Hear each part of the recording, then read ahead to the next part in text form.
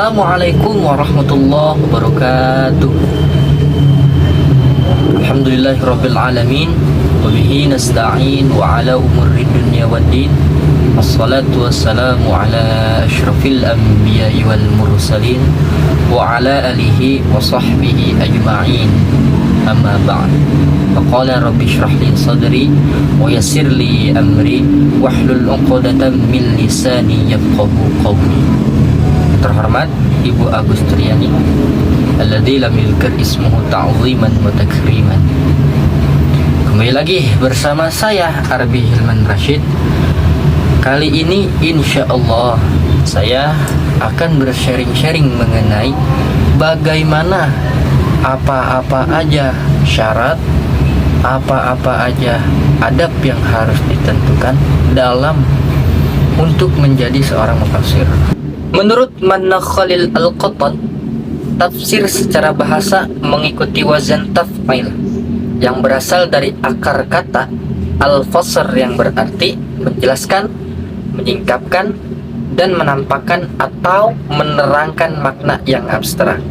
Kata at-tafsir dan al-fasr mempunyai arti menjelaskan dan menyingkap yang menutup.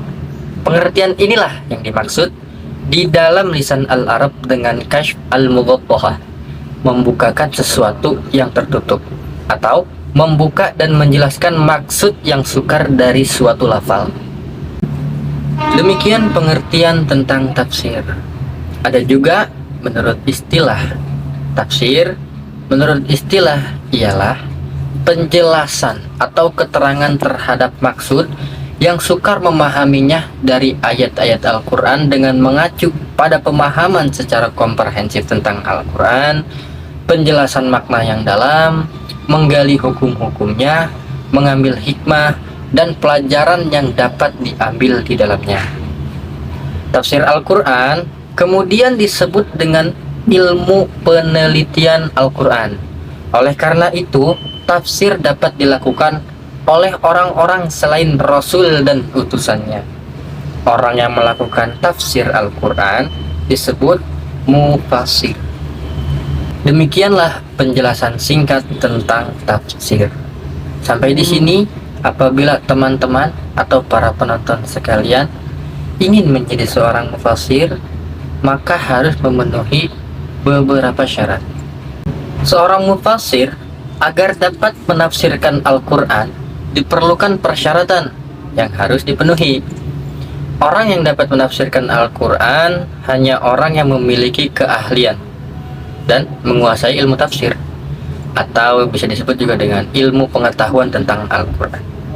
Sedangkan orang yang belum bisa banyak mengerti tentang ayat dan tata cara menafsirkan Al-Quran dan tidak menguasai ilmu tafsir, tidak diperbolehkan menafsirkan Al-Quran. Hal ini dimaksudkan agar jangan sampai Al-Quran ditafsirkan hanya sesuai dengan hawa nafsu keinginan mufassir, sehingga tidak sesuai dengan maksud yang dikehendaki Allah dalam menurunkan firman-Nya.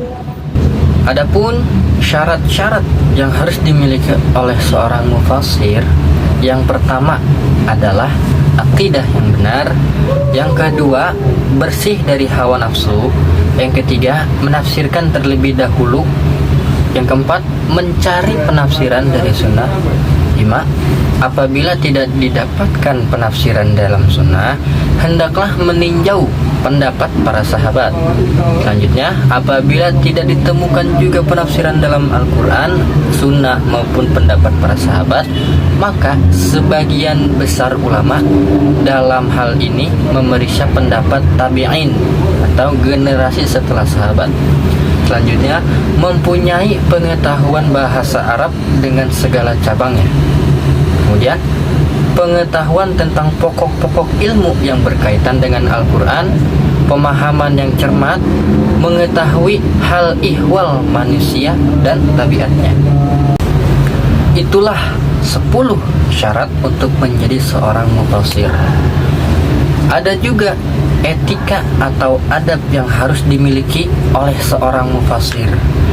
Apa-apa? Yang pertama, niat yang baik dan tujuan yang murni, berakhlak baik, taat dan beramal kebenaran dan kekuatan dalam periwayatan, tawadu dan lemah lembut, memiliki jiwa yang mulia, terus terang dalam kebenaran, tingkah laku yang baik, ketabahan dan keikhlasan, persiapan dan perancangan yang baik.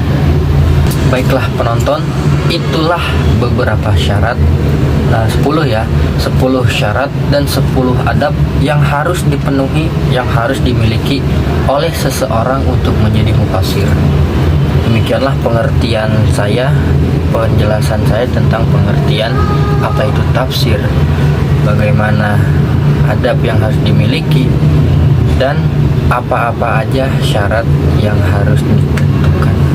Kurang lebihnya mohon maaf. Wabillahi taufik wal hidayah wa ridha wal inayah. Wassalamualaikum warahmatullahi wabarakatuh.